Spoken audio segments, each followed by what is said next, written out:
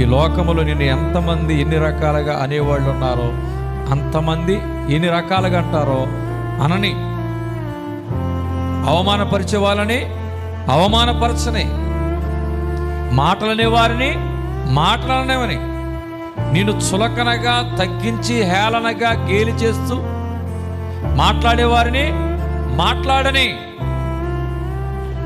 నువ్వేం చేయాలంటే ఆ మాటలను నువ్వేం చేయాలంటే సహించు, ఆ మాటలని నిర్లక్ష్యపెట్టు. ప్రభు సిలువను సహించినట్లుగా నీవు ఆ మాటలని సహించు, శ్రమను సహించు, అవమానాన్ని సహించు.